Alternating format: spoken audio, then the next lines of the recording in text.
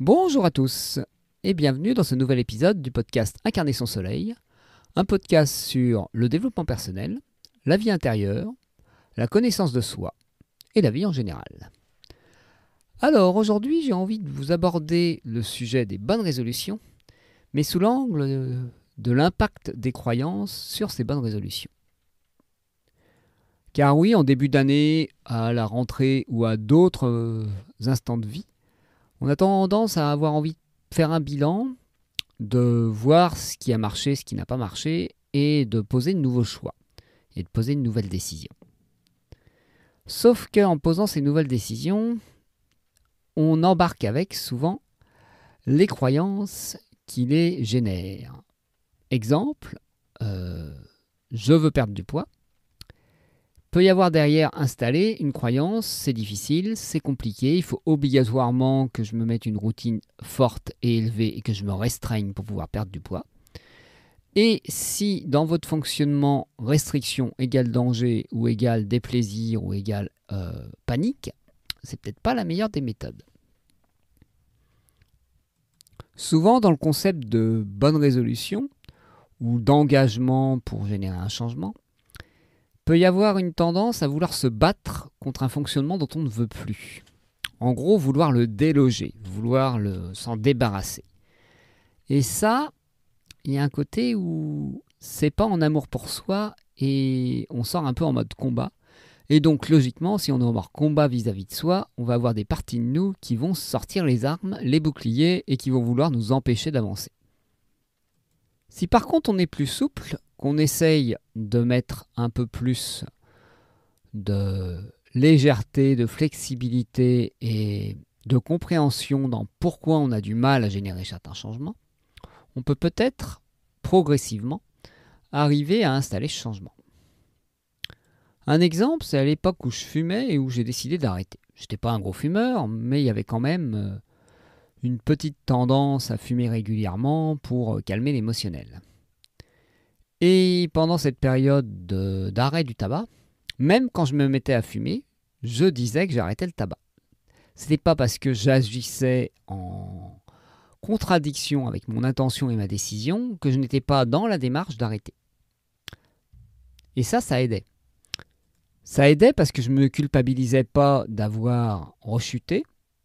Ce n'était pas un échec, c'était juste un retour en arrière, on va dire, une petite marche arrière sur ma direction finale. Je retournais dans une zone sécurisante, dans une zone confortable.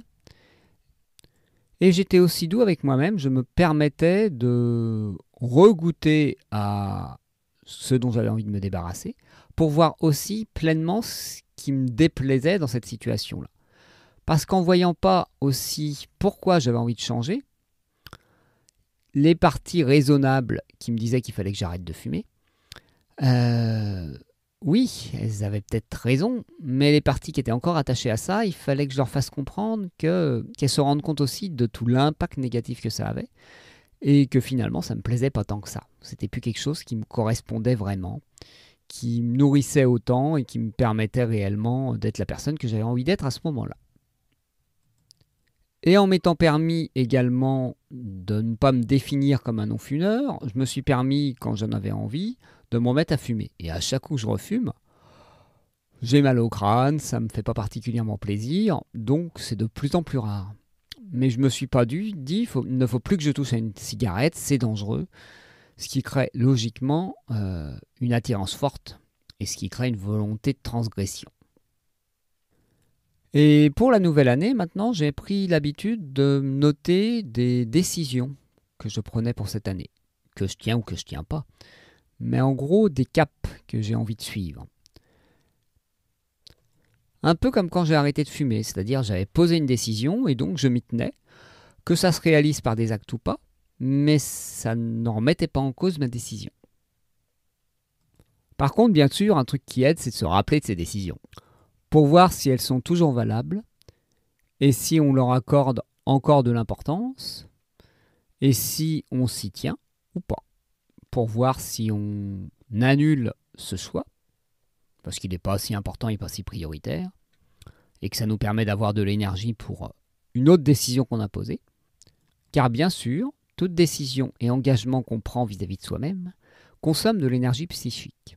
Et autant limiter les engagements et les décisions et les grands changements qu'on pose dans notre vie à un moment T pour avoir assez d'énergie psychique pour les aborder tous de front. Donc c'est bien parfois quand on sent que certains engagements ou ne sont pas mûrs, ou ne sont pas adaptés, ou sont totalement irréalisables pour l'instant, de les reporter à plus tard ou même de dire c'est pas pour moi. Un autre moyen pour avancer vers mes rêves lors de mes résolutions entre guillemets de début d'année, c'est de poser des objectifs concrets pour différents domaines de vie et de me lister des moyens de les atteindre du plus simple au plus compliqué. Comme ça me permet d'avoir aussi une échelle graduelle des changements réalisables et que ça puisse être progressif. Parce que si on veut dès le départ passer d'une alimentation, par exemple, fast-food, à devenir végétarien, ça va peut-être être un peu compliqué. C'est peut-être mieux d'y aller progressif, en essayant par exemple de se mettre à cuisiner à la maison ou des choses comme ça. Voilà. Je ne vais pas vous faire tout un cours sur l'alimentation, mais vous voyez à peu près ce que je veux dire. Car souvent aussi, en se fixant des objectifs très ambitieux, c'est parfois un moyen de se saboter, parce qu'on sait qu'on ne les réalisera pas, ou aussi il y a une croyance ou une exigence de perfection vis-à-vis de soi, ou aussi une exigence que les choses aillent vite, ou une négation totale de la réalité, comme quoi un changement prend du temps. Et en niant le fait qu'il faut un temps pour s'adapter à un changement, on se savonne un peu la planche et on ne se facilite pas les choses. Une autre tendance pour se savonner la planche, c'est de vouloir faire 15 changements en même temps, ce qui entraîne énormément de nouvelles habitudes à mettre en place, et donc souvent un épuisement ou un abandon quasi total de toutes les nouvelles résolutions et habitudes mises en place.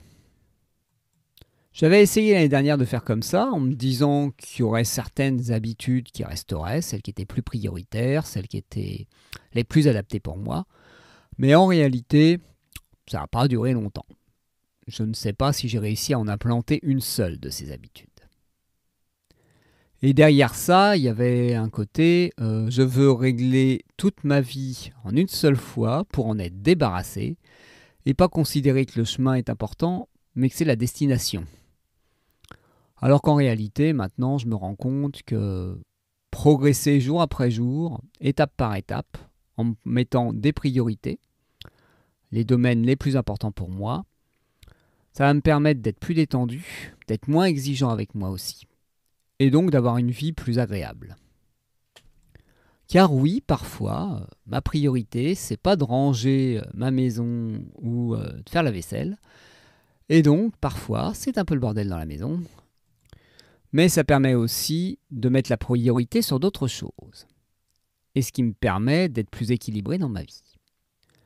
Car pour ma part, à vouloir être bon partout, j'en finis à être bon nulle part ou à pas savourer ce que je fais. Et que surtout, avec le temps, les choses qui nous paraissaient difficiles au début vont devenir de plus en plus simples et donc on pourra les faire de plus en plus rapidement.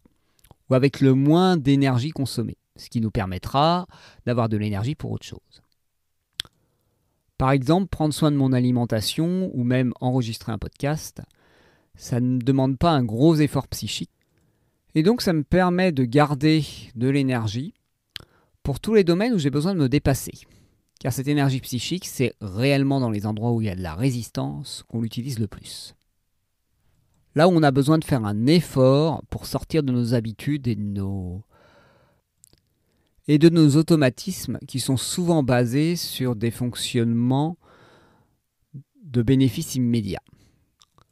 Alors pouvons-nous privilégier un bénéfice un peu plus long terme et accepter de vivre un peu de frustration, un peu d'impatience dans certains domaines de nos vies pour pouvoir, à terme, avoir une plus grande satisfaction de où nous en sommes.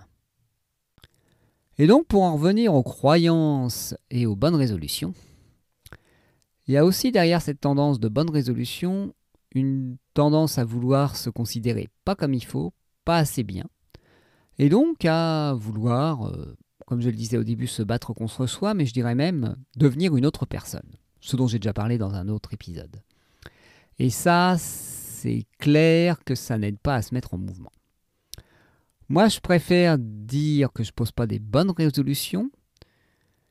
Je préfère dire que je pose des sentiers qui me permettent d'atteindre mes rêves. C'est quand même beaucoup plus réjouissant.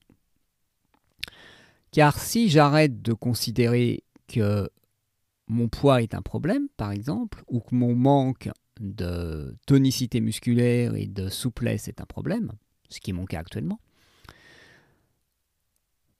et que je préfère m'orienter sur ce que ça me permettra de faire ma nouvelle forme physique, là, ça va plus me motiver.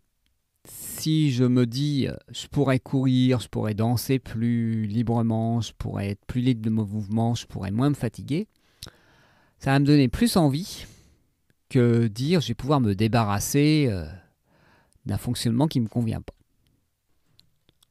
En gros, je préfère privilégier une motivation positive, basée sur la recherche d'un résultat qui nous plaît, plutôt qu'une motivation basée sur la résolution d'un problème.